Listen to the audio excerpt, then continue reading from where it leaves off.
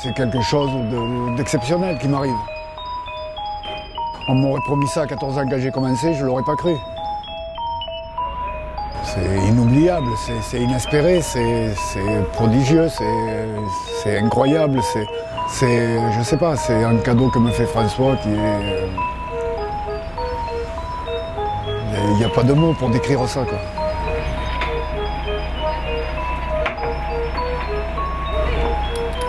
Me dire que, je sais pas, quelque part, il y a 2 mois ici, quoi, c'est surprenant et ça me valorise quelque part. C'est étonnant.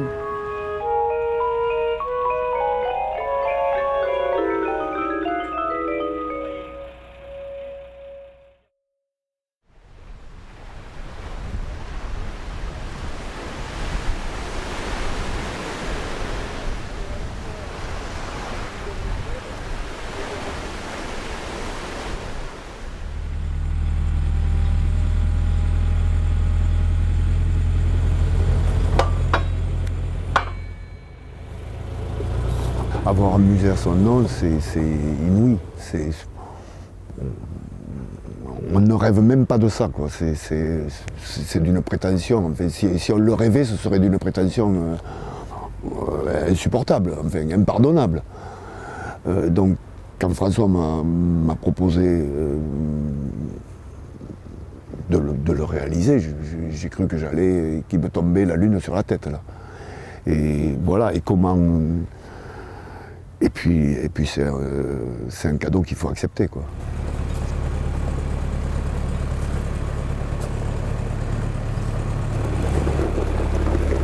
Christophe, on la pose sur la pelouse là pour l'instant. Devant, là, tu l'as remise.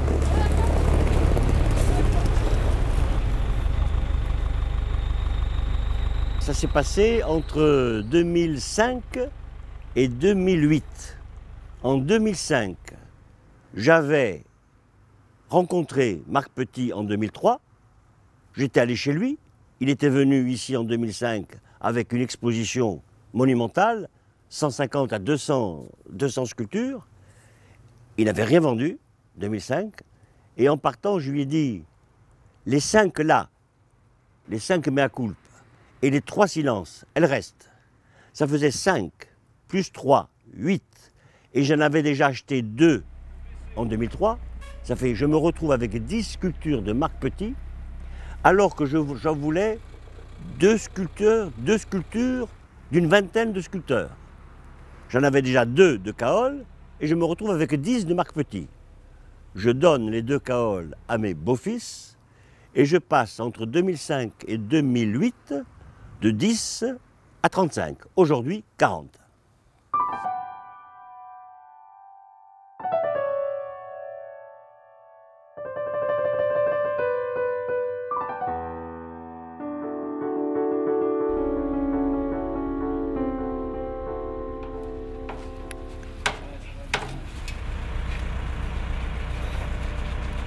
Il y a 5 nouvelles statues qui vont venir compléter le musée terrestre.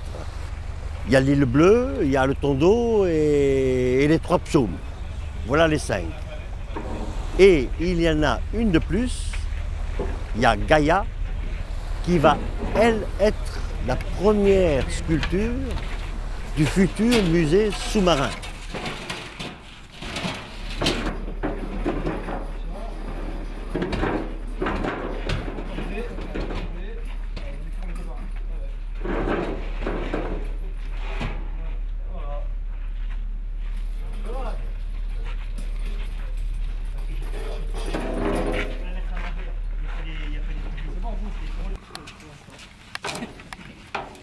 Celle que tu aimes bien, c'est des silences. Ouais.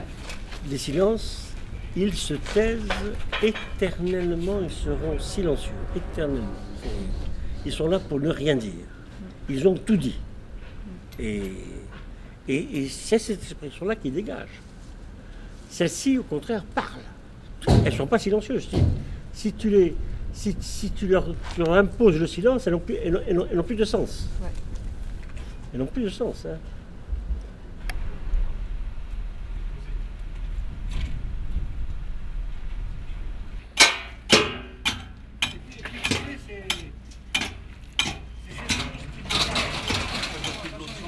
Non, pas tout, pas tout. Ça va, pas tout.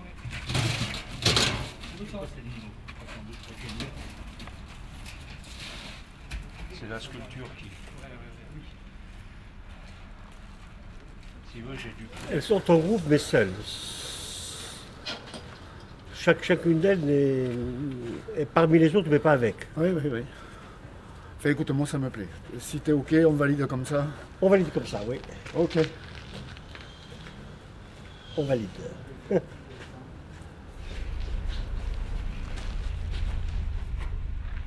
Les 10 ans ne sont pas une fin, ils sont un commencement.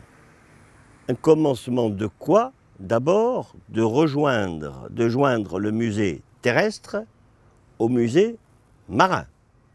D'ajouter à 40 sculptures terrestres plus de 35 sculptures marines. Soit immergées, 30, soit émergées, 35. C'est-à-dire d'habiter non pas seulement le Lazaret, mais aussi le golfe d'Ajaccio.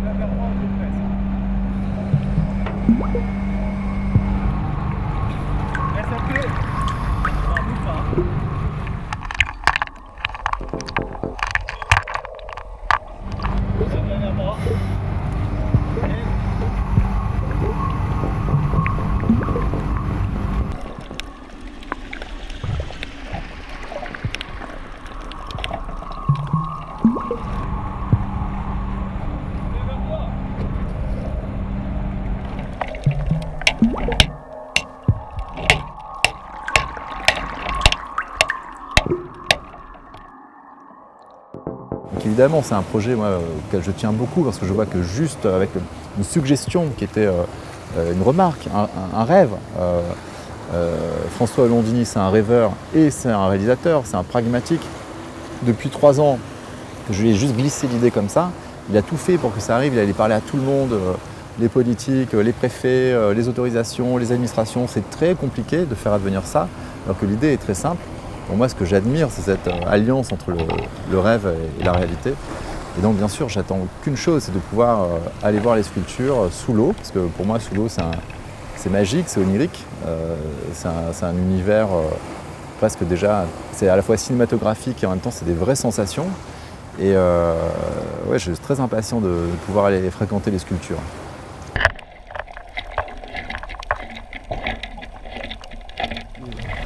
Regarde, on dirait que tu as été là, regarde. Les rochers là-bas au fond, ça, là. C'est super, c'est incroyable. C'est assez rare de regarder la mer avec quelque chose dessus qui ne bouge pas. C'est quand même un événement, on n'est pas très loin du bord.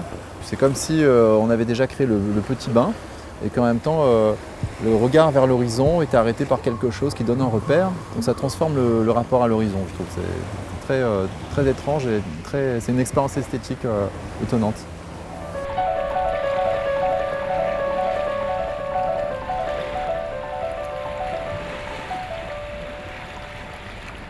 Alors Gaïa, c'est la déesse de la terre, et quelque part c'est la déesse de la terre qui rend visite à Poséidon. C'est le lien entre la terre et la mer. Voilà, c'est vraiment la terre qui rend visite à la mer. Ah, le stress, il y est toujours. L'excitation, elle viendra peut-être après. Je ne sais pas, je suis dans un état, étant donné que je ne suis pas sur la Seine, puisque je vais vers le bateau, je dirais, j'ai encore un peu de temps pour m'exciter. Le bruit, c'est le bruit pour avertir.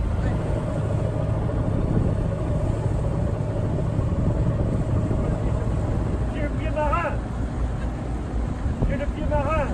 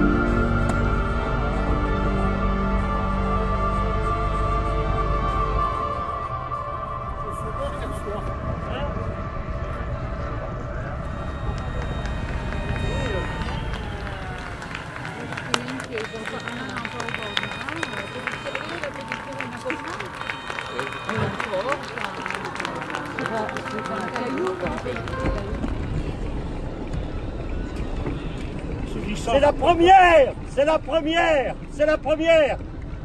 Il y en aura 30 autres! Gaïa est posée. Je souhaite même qu'il y ait une tempête qu'on n'a jamais connue, pour voir qu'elle va rester. Les rochers à côté, je ne sais pas s'ils vont résister. Elle sera beaucoup plus solide qu'un rocher. Dans 50 ans, dans 100 ans, elle sera là. Les rochers aussi peut-être, nous non. Elle veille sur nous.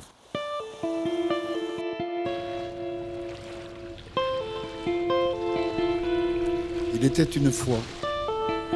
Je crois que je pourrais aisément commencer avec ces 4 mots, car, comme vous le savez, ils débutent les contes de fées. J'ai passé cette décennie sans m'en rendre compte, avec l'impression de n'avoir pas fait grand-chose. Mais il sort pour moi quelque chose d'incroyable de tout ça. Il en sort du bonheur.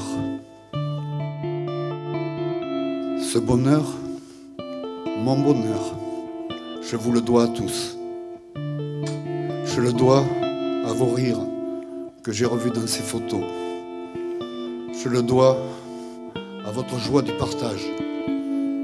Je le dois à votre présence fidèle. Je le dois à tout ce que vous me donnez. Je le dois parce que vous êtes toujours là pour me combler. Sans vous, je crois que je ne serais rien ou pas grand-chose.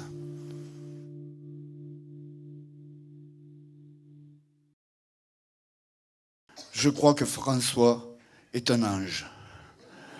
Mais pas un ange imaginé, pas un ange mythologique, pas un ange liturgique, un vrai ange, un simple ange. Et il m'est venu une chose tout à l'heure de dire un ange banal.